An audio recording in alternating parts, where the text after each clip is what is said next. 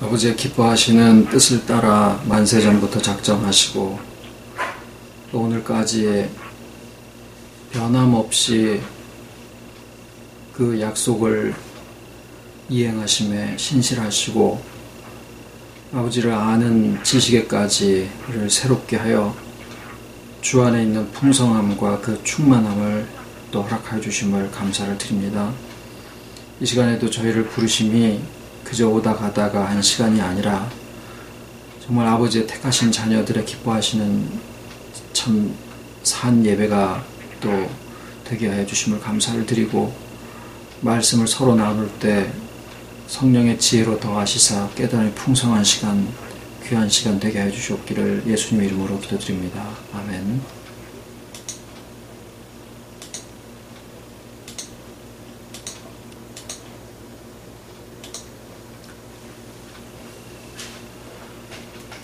오늘 말씀은 요한복음 6장 4절로 13절까지입니다. 요한복음 6장 4절. 마침 유대인의 명절인 유월절이 가까운지라 예수께서 눈을 들어 큰 무리가 자기에게로 오는 것을 보시고 빌립에게 이르시되 우리가 어디서 떡을 사서 이 사람들로 먹게 하겠느냐 하시니 이렇게 말씀하심은 친히 어떻게 하실 것을 아시고 빌립을 시험코자 하심이라. 빌립이 대답하되 각 사람으로 조금씩 받게 할지라도 200데나리온의 떡이 부족하리이다. 제자 중 하나고 시몬 베드로의 형제 안드레가 예수께 여짜오되 여기 한 아이가 있어 보리떡 5개와 물고기 2마리를 가졌나이다. 그러나 그것이 이 많은 사람에게 얼마나 되겠삼나이까?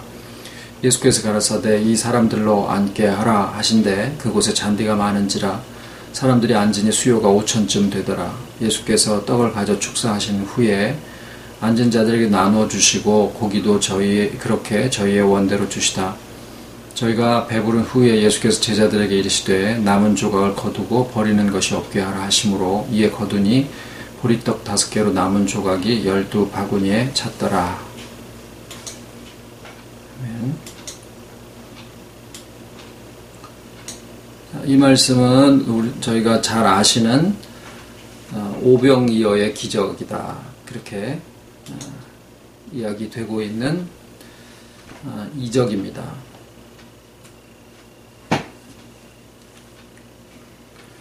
근데 이제 요한복음에서 요한은 이 오병이어의 기적이 마태, 마가, 누가복음에도 물론 기록이 되어 있습니다만은 요한은 특히 그 부분에 대해서 그 요한복음 6장 전체를 걸쳐서 이렇게 해설을 하고 있습니다. 예수님의 말씀으로 그 오병이어의 기적에 대한 해설을 이렇게 쭉 적어 놓고 있습니다. 근데 그 내용이 뭐냐면 예수님이 내가 하늘에서 내려오는 생명의 떡이다. 내 살을 먹고 내 피를 마시는 자는 영생을 얻었고 또 그런 어떤 생명의 떡에 대한 성육신 하신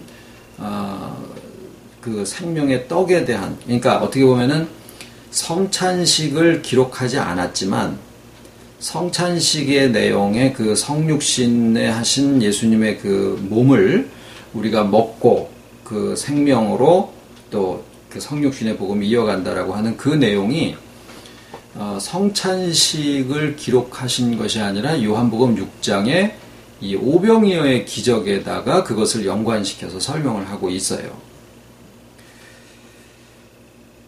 오병이어의 기적은 마태, 마가, 누가복음에도 나와 있기 때문에 이제 그 본문을 들고 설교를 하게 되면 여러 가지 각도로 설명이 되어집니다.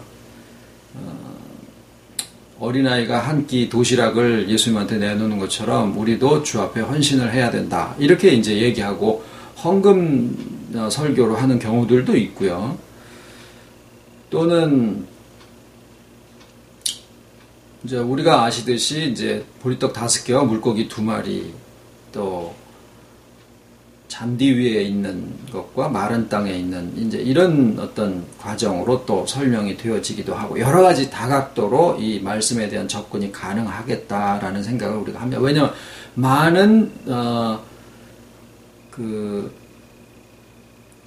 설명으로 이 설교가 되어지는 걸 우리가 들어왔기 때문에 어쩌면 저희들 마음속에도 벌써 이미 오병이어의 기적 그러면 몇 가지의 설교 제목들이 마음속에 이렇게 떠오르는 것들이 있으리라고 생각합니다. 그런데 이제 오늘 저희가 여기서 나누려고 하는 말씀은 오병이어의 기적을 성육신의 예수님의 성육신의 복음하고 연관을 시켜서 이렇게 해설을 하고 계시는데, 성육신의 복음에서는 먹으라고 하신 것이 예수님의 살, 그리고 마시라고 하신 것이 예수님의 피예요. 내가 하늘에서 내려온 생명의 떡이다 라고 말씀하셔서 예수님의 몸이신데, 그러니까 예수님의 생명과 예수님의 몸이신데, 오늘 오병이어의 기적에서 보리떡 5개와 물고기 2마리는 예수님의 몸이 아니다라는 점을 우리가 좀 생각을 해야 됩니다. 똑같이 먹는다라고 하는 행위에 공통점을 가지고 있지만, 예수님의 몸은 성육신의 복음을 나타내고 계시는 그 육체신데, 오늘 본문에 나와 있는 보리떡 5개와 물고기 2마리는 원천적으로는 복음을 나타내지 않고 어린아이가 가지고 있는 한 끼 도시락을 가리키고 있다라고 하는 사실을 우리가 상기를 해야 됩니다. 그러니까 먹는다라고 하는 공통점 때문에 여기에 있는 보리떡 5개와 물고기 2마리를 무조건 다 먹는 거니까, 또 그때 사람들이 그것을 먹었으니까 그것이 예수님의 성육신의 복음이든지 아니면은 보다 더 깊은 복음이든지 하여튼 그런 것으로 해서 설명을 하려다가 보면은 이것의 출처가 예수님에게서부터 나온 게 아니라 어린아이가 가지고 있었던 한 끼 도시락이었었다라고 하는 사실이, 우리가 이것을 기억을 해야 됩니다.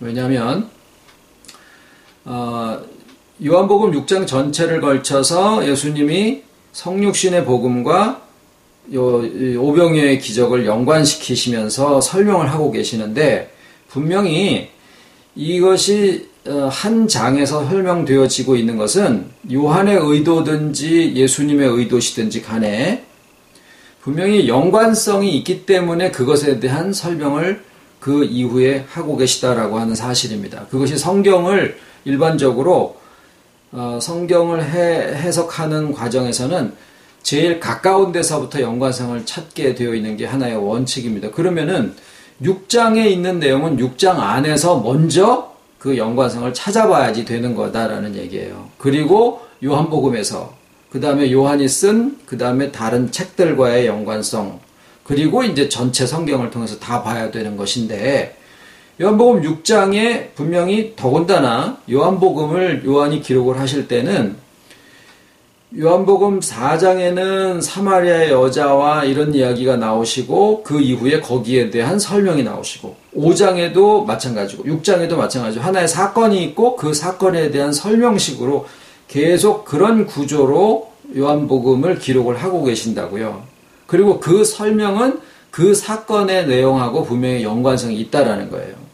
그러면 오늘 말씀에서 예수님의 성육신의 복음을 말씀을 하실 때 예수님은 예수님 자신의 몸을 생명의 떡이라고 말씀을 하셨고, 그거는 우리가 잘 아시죠. 하나님의 임마누엘 하심이 우리와 함께 하시다라고 하는 것이 사람의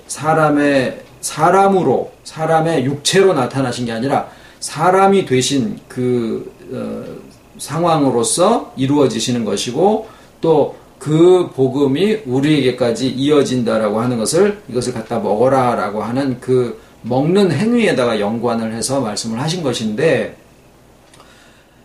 예수님의 성육신하신 그 육체는 그런 의미를 가지고 있어요. 그런데 오늘 여기에 오병이어의 기적에 나오는 보리떡 5개와 물고기 2마리는 우리가 이제까지 말씀으로 생각을 하고 왔었는데 그것의 출처가 어린아이의 도시락이었었다라고 하는 사실을 우리가 생각을 해야 된다라는 말씀입니다. 그리고 예수님이 빌립을 시험코자 하심이라라는 말씀을 하셔요. 친히 어떻게 하실 것을 아시고 빌립을 시험코자 하심이라. 그 시험한다라고 하는 것에 대한 답을 빌립이 뭐라 그랬냐면은 사람에게 조금씩 받고자 하더라도 200데나리온의 떡이 부족하리이다. 200데나리온이면은 한 사람이 하루에 1데나리온을 받으면 한 10만 원 정도 되고 200데나리온이면은 한 2천만 원 정도 됩니다. 그러니까 사람들이 그렇게 모여 있으니까 2천만 원 정도로 이렇게 풀어가지고 떡을 사야 되는 엄청난 무리가 모여 있었던 거예요. 약 한 2만 명가량 정도가 모이지 않았을까. 남자만 5천 명이었으면은 여자와 어린아이까지 합쳤을 때 그 정도 되는 인원이 모였을 거라는 건데 예수님을 보고 온 게 아니라 6월절이었었기 때문에 온 이스라엘에 있는 사람들이 예루살렘 주변으로 다 모인 거고 그 주변에 모인 사람들이 그게 모여 있는 것을 아시고 예수님이 예루살렘을 향해서 가신 거예요. 그랬는데 사람들이 모인 길에 예수가 저기에 계시다라고 하니까 모인 길에 예수님이 계시는 그 산 있는 쪽으로 이렇게 예수님을 쫓아서 온 거예요. 그러니까 그 무리가 평소에 예루살렘에 모이는 무리보다 엄청나게 많았었던 거죠. 뭐 진짜 수만 명이 운집했던 그런 모임인데 먹을 거를 뭐 주최 측에서 준비를 할 수 있는 상황이 안 되는 거죠.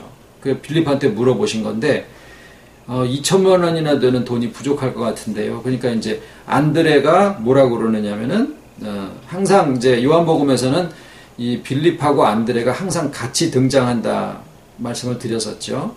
안드레는 세례 요한을 통해서 예수님을 쫓아온 사람이고 빌립은 예수님이 직접 만난 사람이에요. 자, 그런데 빌립의 말은 사람들에게 조금씩 받는다고 하더라도 약 200데나리온의 돈이 부족하리다라고 얘기를 드렸고 안드레는 좀 실질적으로 어린아이의 한 끼 도시락인 보리떡 5개와 물고기 2마리를 가지고 온 거예요. 2천만 원 정도가 필요한 사람들의 그 운집인데 거기에 어린아이의 보리떡 5개와 물고기 2마리가 뭔 의미가 있겠느냐라는 거죠. 네. 그러니까 여기에서의 이렇게 서로 같은 것으로 대응을 시킬 때 그냥 보리떡 5개와 물고기 2마리가 먹는 것의 그 형태로 이렇게 성경에 기록이 되어 있으니까 무조건 다 말씀이고 무조건 다 예수님으로 이렇게 적용시키면 안 된다라는 얘기예요. 여기서의 주안점은 오늘 오병이어의 기적에서의 주안점은 이 보리떡 5개와 물고기 2마리가 있는데 이것이 이 전체 사람들에게 과연 얼마나 되겠습니까? 라는 거예요. 그것을 한마디로 표현을 하자면 무익하다입니다. 무익하다. 근데 이제 이런 상황이 그러니까 빌립에게 무엇을 어떻게 해봐라라고 하시는 것을 요구하신 것보다 또 안드레에게 어디서 떡 좀 찾아와라라고 하신 것보다 그들에게 질문을 하심으로써 결국 어떻게 하신 다음에 그들이 했던 대답이 분명히 앞에 이렇게 이제 남아있지 않습니까? 뭐 자기네들의 기억에라도 빌립이 예수님한테 아니 조금씩 걷게 하더라도 200데나리온의 떡이 부족하겠습니다. 돈이 부족하겠습니다. 그렇게 얘기를 드린 거고 안드레의 말에도 여기 떡 5개와 물고기 2마리가 있는데 이것이 이 많은 사람에게 과연 얼마나 되겠습니까? 라고 얘기 드린 그 내용이 있다 그 말이에요. 그리고서 예수님이 이제 친히 어떻게 하실 것을 아시고 또 그렇게 하신 다음에 나중에 그들에게 하나의 가르침이 되게 하시기 위해서. 근데 그 가르침은 빌립에게도 안드레에게도 그때 같이 있던 제자들에게도 떡을 먹은 사람들에게도 또 오늘날 그 복음을 읽고 있는 우리들에게도 동일한 가르침이 되신다라는 거죠. 그것이 무엇이냐라고 하는 거예요. 그래서 오늘 제목은 무익하다예요. 무익하다. 네. 그런데 성경에 이 무익하다라고 하는 말이 의외로 자주 등장합니다. 사렙다 과부에게 엘리야가 찾아가지요. 아합 왕에게 3년 반 동안 이제 비가 오지 않을 거다라고 얘기를 하고서 이제 죽기를 각오하고 나무 옆에서 이제 죽으려고 그러는데 까마귀를 통해서 이제 막 그 포도주랑 이렇게 물을 공급을 해주시고 그 다음에 사렙다로 가라. 그래서 가서 보니까 과부가 혼자서 있는데 그 과부가 이제 혼자가 아니라 아들이랑 같이 있는데 나 떡 먹을 걸 좀 줘라 그랬더니 이제 그 가루에 한 움큼 그다음에 기름 조금 있는데 이거 먹고 이제 박박 긁어서 나무 좀 해다가 긁어서 먹고 이제 나랑 아들이랑 죽을 판이다 이러고 있는 상황이에요. 그 나한테 먼저 줘라. 그것도 설교를 이거를 내가 죽거나 살거나 나의 마지막 거를 선지자 목회자한테 이렇게 갖다가 공개를 하고 그러면은 그게 끊어지지 않을 것이다. 이런 식으로 설교를 하면은 안 돼요. 거기에서도 우리가 동일한 원리를 찾아낼 수 있어야 되는 것인데 그 사렙다 과부의 마지막 남은 기름하고 그 밀가루 조금 남아 있는 것이 3년 반 동안 이 세 사람이 살아가는 데 있어서 무익하다예요. 무익하다. 의미가 없는 거죠. 그걸로 이게 뭐가 해결되어지는 게 아니다라는 거예요. 우리가 경제의 논리라고 하면은 작은 것을 투자해서 많은 이익을 낸다 이런 거고, 뭐 게임의 원리는 상대방의 모든 상황을 나에게 가장 유리하도록 그것을 사용한다. 이런 것이다라고 할 때 빌립의 이야기는 어떻게 보면 경제 원리에 입각한 이야기를 한 것이라고 볼 수도 있어요. 여기 조금씩 사람들의 걷게 하더라도 약 200데나리온의 떡이 부족하겠습니다, 예수님. 그게 뭐냐면 뭔가 이렇게 자기가 하는 것이 조금씩 모으면은 그게 전체적으로 모여져서 어떤 결과를 낼 수 있지 않겠느냐라는 거죠. 그러니까 나의 작은 것들이라고 하더라도 그게 전체의 것을 성취하는데 의미가 있을 것인데 능력이 부족하다 이런 얘기예요. 굉장히 이치적이고 또 경제 원리에 해당하는 그런 얘기가 될 수도 있어요. 그런데 안드레가 얘기했던 것처럼 여기 보리떡 5개와 물고기 2마리가 있는데 이 보리떡 5개와 물고기 2마리라고 하는 이 있는 요것은 이 전체 2만 명의 식사를 해결하는 데 있어서는 아무런 의미가 없다라는 거죠.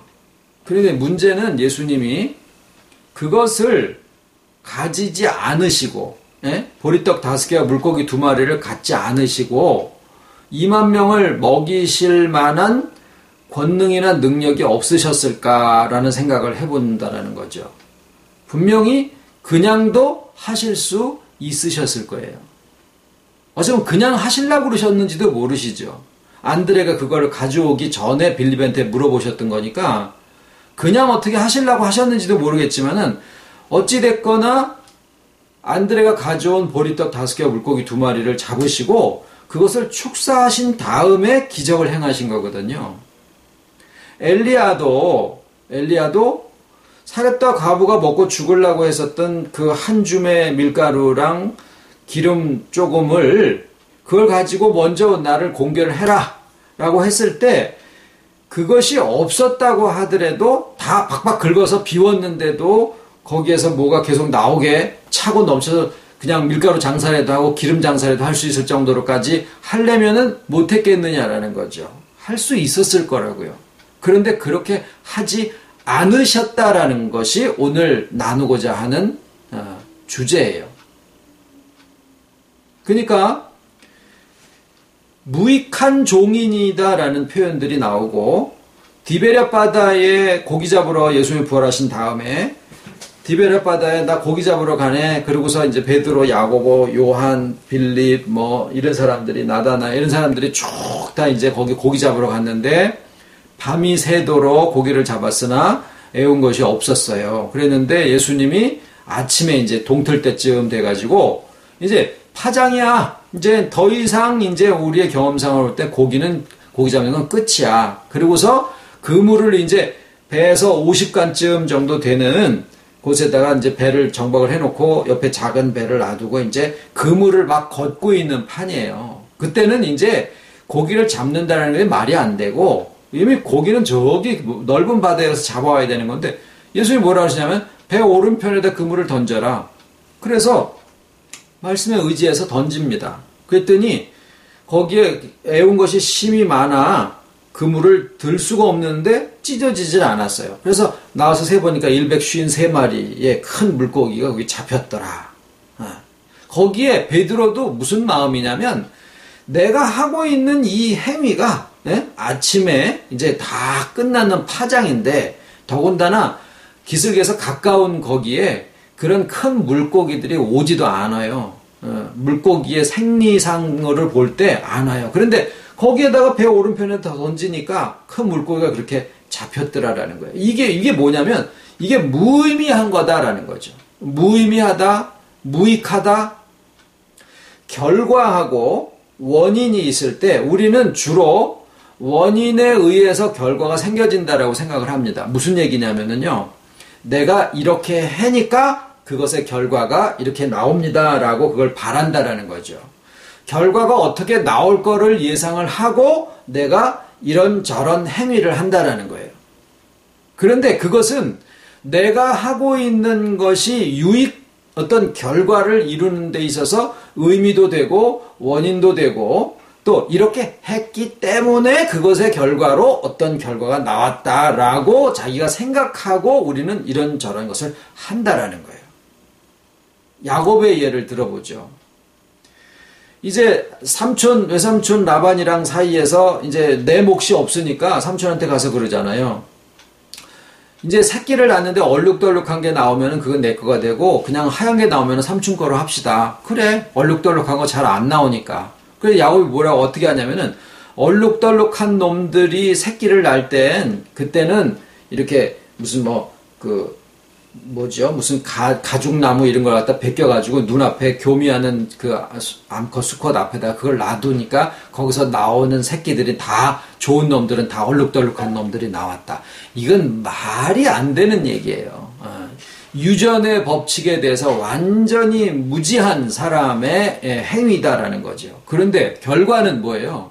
결과는 얼룩덜룩한 것들이 실한 놈들이 다 나와서 나중에 가서 보니까 아니 야곱의 얼룩덜룩한 놈들은 그냥 막 기름지고 막 그런 놈들이 막 엄청 많아졌고 이쪽에는 별로 그렇지도 않더라라는 거예요. 뭐 저기도 많긴 많아졌지만은 그래가지고 이제 그게 시기가 나고 막 이렇게 된 거거든요. 무슨 얘기냐면 어떤 결과를 우리가 생각할 때는 내가 이렇게 하니까 그것의 결과로 좋은 일이 이렇게 결과가 나왔다라고 원인을 자기가 무엇을 하는 것에다가 이유를 우리가 자꾸 달고 결과를 내가 끄집어서 올라고 하는 그런 생각들을 많이 하고 있어요.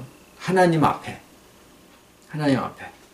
또 그게 어떻게 보면 타당한 것이고 그것이 어떻게 보면 책임감 있는 것이기도 하고 왜냐하면 이렇게 모든 것을 다 해서 다 준비 철저히 해서 어떤 결과가 나올 것을 예상을 해가지고 그것에 따라서 준비를 하고 또 모자란 것들은 또 모자란 것들에 대한 요소를 쭉 해가지고 결국에는 그런 것들을 다 제거할 걸 제거해서 결국에 그 결과를 성취할 수 있는 모든 것들을 해나가는 것이 그게 비즈니스고 그게 무슨 태스크포스고 뭐 이런 거 아니겠습니까?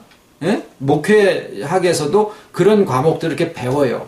어떤 사역을 하나 해서 결과를 정해놓고 그 다음에 지금 현재 상태의 조건들이랑 이렇게 해가지고 그런 필요한 것들이 무엇이냐 거기에 장애 요소가 뭐냐 그래서 그것들을 다 제거하고 이룰 수 있는 방법들을 찾아간다. 이런 것들을 가르칩니다. 그건 다 뭐냐면 경제 원리 같은 것들이에요. 그런데 빌립이 얘기한 거나 안드레가 얘기한 거, 예수님이 이 상황을 해결하라고 그들에게 던져주신 이 과제는 그들의 입이 시인할 수밖에 없도록 우리가 이렇게 하는 모든 것들이 다 무익합니다. 이것으로 어떻게 해결을 할 수 있겠습니까? 결과가 이렇게 나오는 것에 대해서 우리가 어떤 것을 준비한다고 하더라도 이것 때문에 저것이 되는 것은 아닙니다. 라고 시인을 할 수밖에 없는 상황이 지금 이 상황이다라는 거예요. 오늘의 제목은요, 무익하다인데 그것의 본래 주제는 창조의 원리예요. 창조의 원리. 성육신의 복음이 가지고 있는 핵심은 뭐냐면은요, 아이고 우리 주님이 우리에게 연합해 계셔서 감나무에 감 떨어지려고 이렇게 고개 젖히고 있었더니 어느 날 감이 뚝 떨어진 것처럼 주와의 연합이 나에게 은혜로 주어졌어. 아이고 맛있다. 이게 아니다라는 거예요. 성육신의 복음의 핵심은 하나님의 창조의 원리가 우리의 인격과 삶에 살아서 역사하고 있다라는 사실입니다. 그것을 보여주신 사건이 오병이어의 기적이에요. 그러면 우리가 어디로 들어가 봐야 되냐면 성육신의 복음에서 시작한 설명이 오병이어의 기적으로 그것이 적용되어지는 이 내용에서부터 우리의 마음이 어디로 가야 되냐면 하나님의 창조의 원리로 가봐야 되는 거예요. 거기에서 우리가 무엇을 발견할 수 있냐면 창세기 1장 2절을 발견을 해야 됩니다. 1절은 태초에 하나님이 천지를 창조하시니라는 일종의 제목이시고, 그 다음에 2절은 땅이 혼돈하고 공허하며 흑암의 깊음에 있고 하나님의 신은 수면에 운행하시니라. 이게 2절이에요. 3절에서부터 창조가 시작이 되신 거예요. 3절은 뭐라고 시작하냐면 하나님이 가라사대 빛이 있으라 하시며 빛이 있었고 그 빛이 하나님 보시기에 좋았더라. 저녁이 되면 아침이 되니 첫째 날이니라. 이게 3절이에요. 어떤 사람들은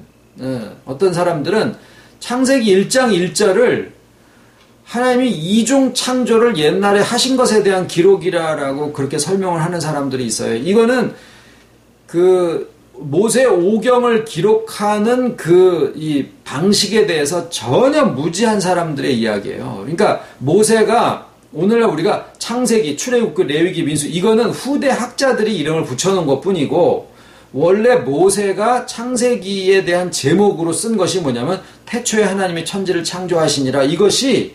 그것이 제목이에요. 제목. 출애굽기도 마찬가지고요. 그래서 그것을 마태도 그대로 해가지고 아브라함과 다윗의 자손 예수 그리스도의 세계라. 그것이 마태복음이라는 것의 제목이에요. 마태가 쓴 책의 제목이에요.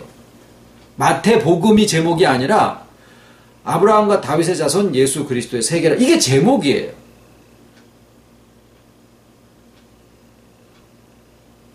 이제 지방교회라는 데서 이제 그렇게 얘기를 합니다. 그래서 창세기 1장 1절과 2절 사이에 하나님의 1차 영적인 세계에 대한 창조가 있었고 거기에서 루시퍼가 타락을 했고 그들이 자기 자리를 떠난 타락한 천사들이 되었고 그때 물질들도 같이 타락을 했기 때문에 혼돈하고 공허한 땅과 수면의 깊음, 어둠 이런 것들이 거기에 존재를 하고 있었다라고 설명을 하고 있는데 우리가 믿는 창조는 그게 아닙니다. 우리가 믿는 창조는 단일 창조예요. 지금 말씀드린 것처럼 하나님이 천지를 창조하시니라 라고 하는 그 용어에 바라라고 하는 것은 아무것도 없는 데서 하나님이 창조를 하셨다라고 하는 그 창조 개념 그 자체예요. 그런데 아무것도 없는 데서 모든 것을 창조하셨다라고 하는 그 용어에 잡히고 그것이 하나님에 대한 믿음의 표현이라고 생각을 하면서 창세기 1장 2절을 무시해버리는 경우가 생기는 게 이게 또 하나의 문제예요. 왜냐하면 성경에 기록이 되어 있는 것을 내가 가지고 있는 교리 때문에 그것을 무시해버리면 안 되거든요. 교리와 성경 중에서는 어떤 게 더 중요하냐? 성경이 더 중요한 거예요. 근데 성경에 땅이 혼돈하고 공허하며 흑암의 깊음 위에 있고 하나님의 쓰는 수면 위에 운행하시니라, 그 다음에 빛이 있으라 하셨으면 빛이 있으라에서부터가 하나님의 창조의 시작이면, 혼돈과 공허 상태의 땅과 그 다음에 흑암의 깊음 위에 있고 하나님의 쓰는 수면 위에 운행하시니라는 것이 성경에 기록이 되어 있는 그것에 대해서는 지워버려서는 안 된다라는 거예요. 그러면 이것이 이중 창조에 대한 기록이냐? 아니에요. 창조는 한 번이신데 이것을 기록해 놓으신 것에 대한 이유를 모르면 그냥 모르는 대로 가자는 거예요.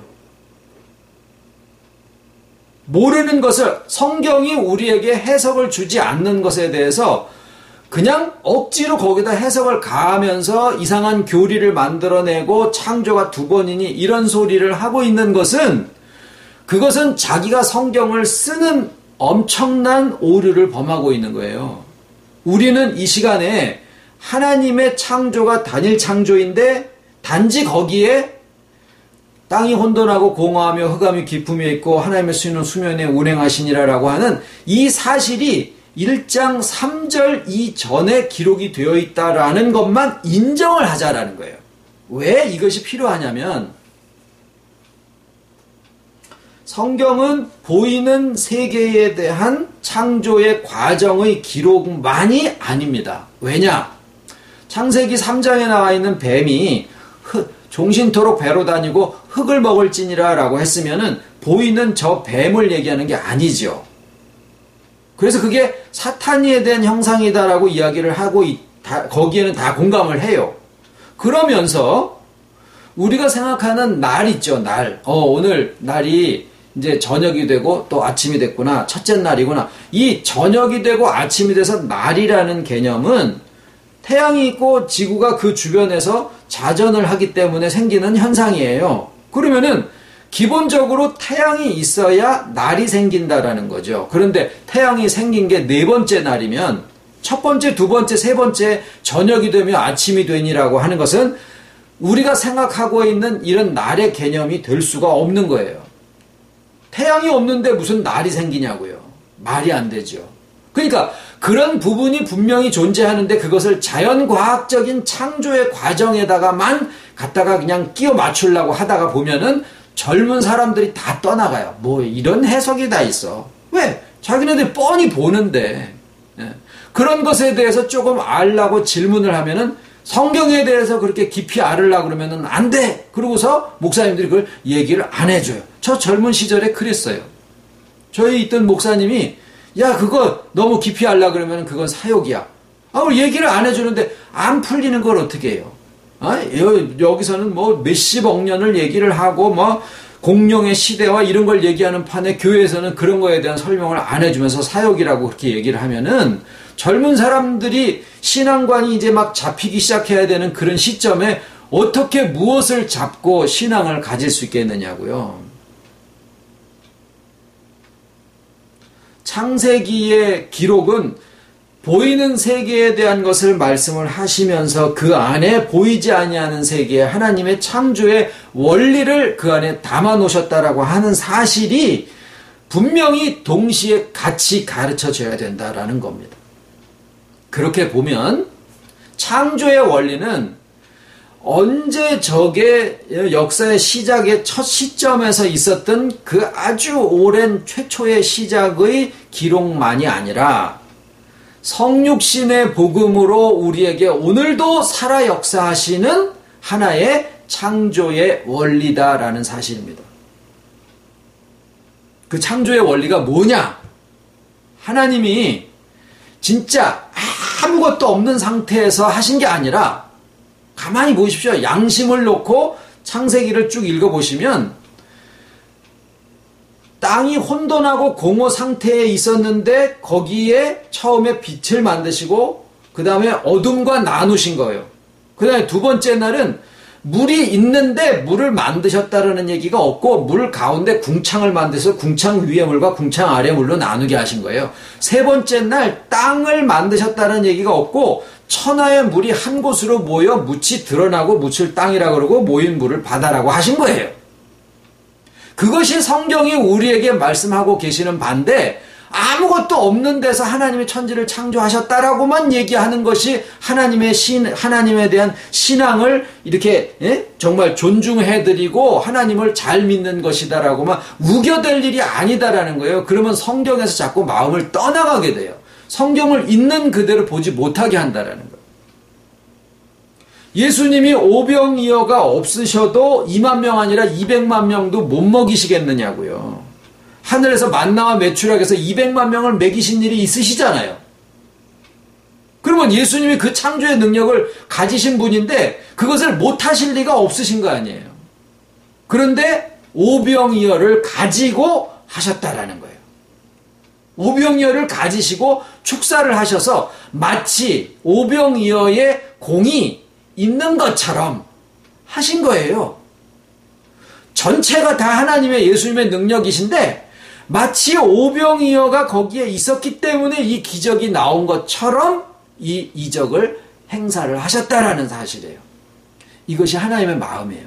이것이 하나님의 자비의 마음이에요. 뭐냐 하면은요, 우리가 하는 것이 하나님의 사역의 어떤 결과를 충만이든 회복이든 뭐든 간에 그 구속의 역사를 이끌어오는 데 있어서 우리의 공로가 하나도 유익한 것이 없어요.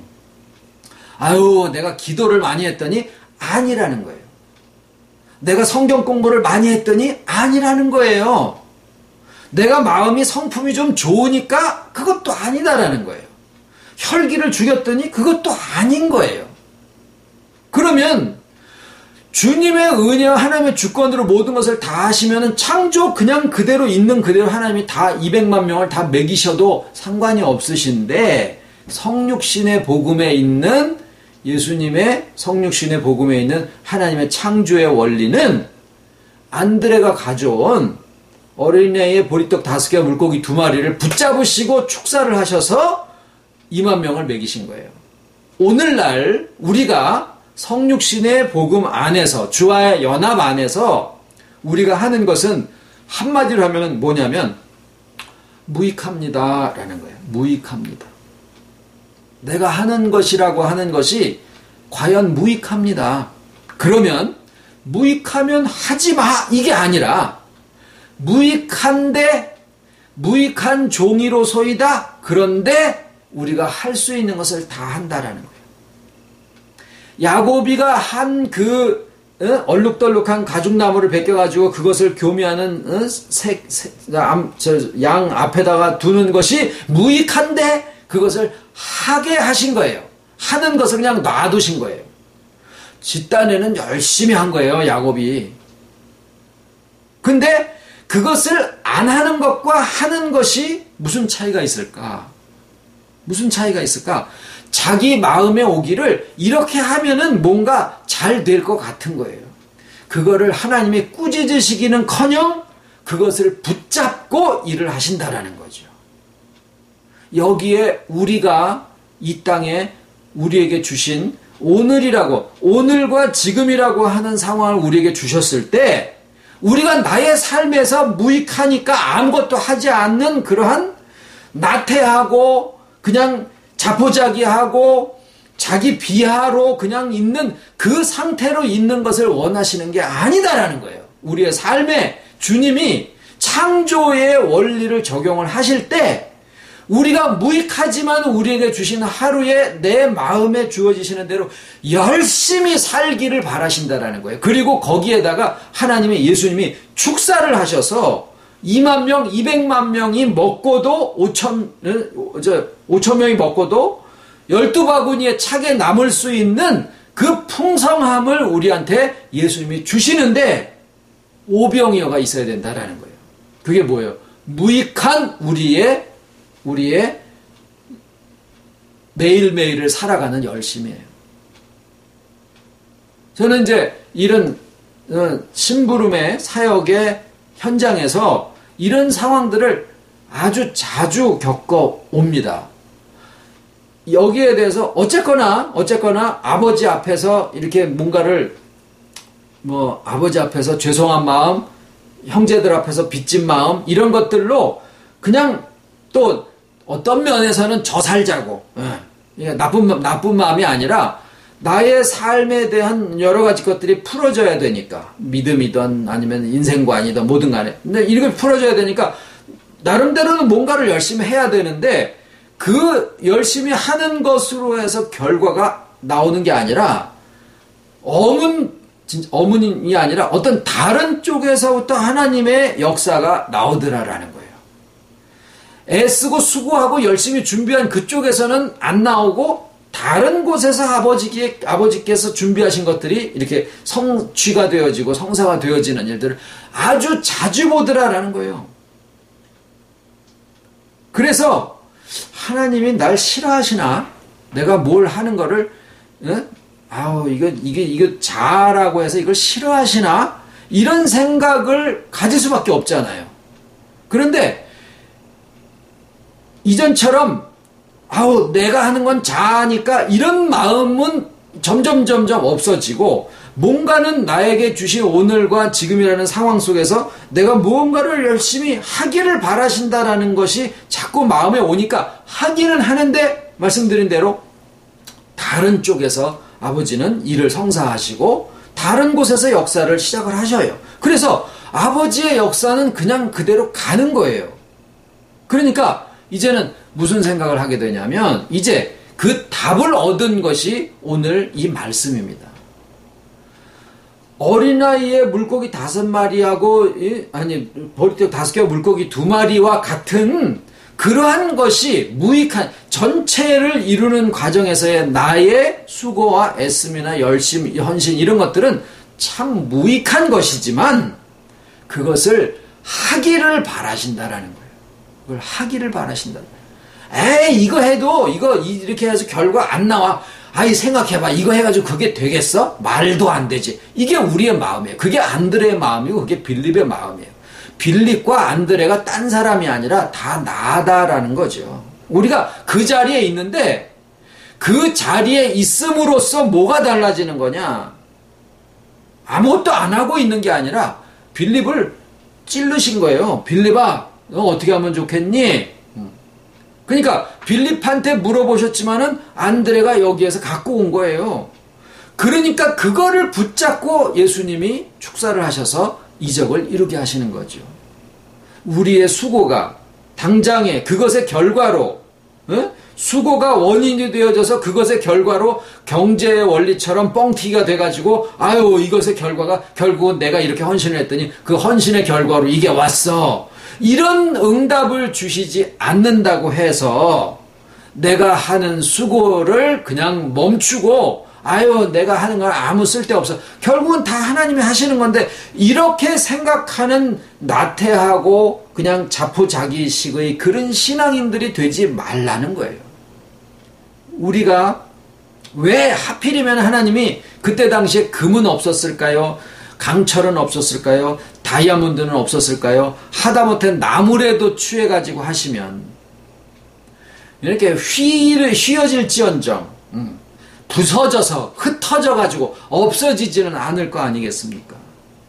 하나님이 사람 만드실 때 말씀으로 사람아 있어라, 보시기에 심히 좋았더라, 왜 못하시겠느냐고요. 왜 굳이 흙이라고 하는, 흙도 아니에요, 먼지지요, 먼지. 땅에 있는 먼지를 취하셔가지고 하신 게 왜 그럴까요? 이게 정말로, 이게 지금 사탄이 마귀 귀신에 대한 것을 지금 좀 이렇게 놓고 생각을 중입니다만은, 이게 정말 사탄이 마귀 귀신에 대한 것이 제대로 알려지지 않아가지고, 이게 마귀가 무슨 사탄이가 한 나라를 이루고 하나님도 한 나라를 이루어가지고, 사탄이는 물질을 가지고 있고 하나님은 창조의 능력이 있어서 사탄이한테서 물질을 좀 구워달라고 그러니까, 사탄이가 주기 싫어가지고 그 중에서 제일 하빠리인 먼지를 내줘서 하나님이 그걸로다가 이걸 만드실 수밖에 없었다. 이거는 사탄이를 너무나 이게 뻥튀기를 시켜놓은 거예요. 너무나 잘못 가르침을 받은 거예요.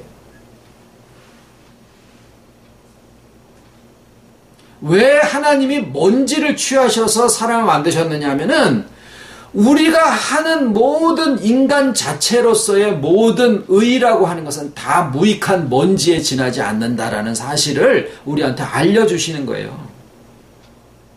창조의 시작도 마찬가지고 무익하다예요. 혼돈과 공허 무익하다예요.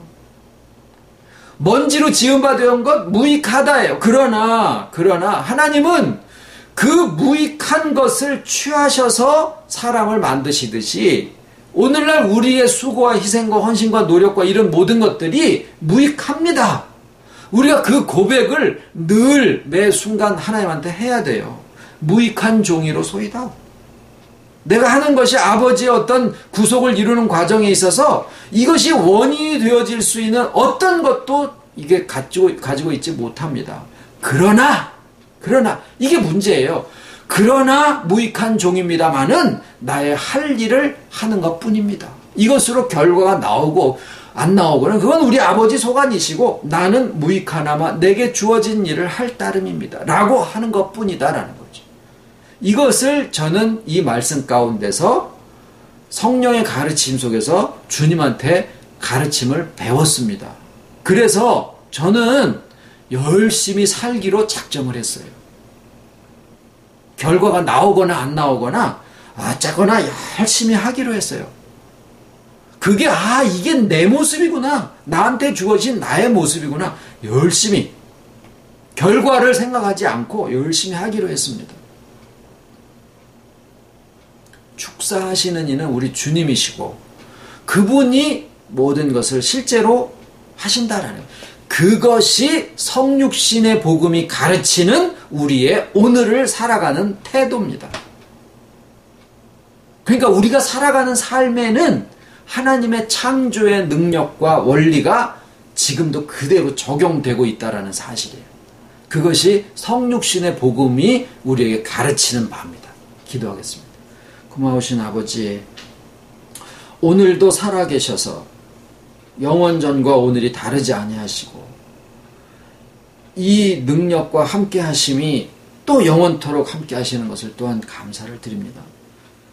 우리가 이전에 미처 알지 못하여 우리가 하는 모든 것들이 무익하다 하고 자포자기 했었던 어리석음을 우리가 이 시간에 또 아버지 앞에 회개를 드려오니 진정 주와 연합되어 있다는 이 사실이 하나님의 창조의 능력과 그 원리를 오늘도 우리에게 주신 이 오늘이라고 하는 삶 속에 얼마나 우리가 열심히 살아야 될 것인가를 가르쳐주고 계시다라는 사실을 오늘 이렇게 알려주셨사오니 감사를 드리고 나에게 주신 이 하루하루의 모든 삶들이 진정 쓰레기같이 내던져 버리고서도 마땅하다라고 할 것이 아니라 정말 얼마나 열심히 살아야 할 것인지 정말 우리의 삶의 의미와 가치를 다시 한번 생각해 줄 수 있는 이런 시간 되었기를 또한 아버지 앞에 사모를 드리오며 모든 주어지시는 날들 속에 정말 주님이 그러하셨듯이 사도 바울이 그러하셨듯이 야곱이 그러하셨듯이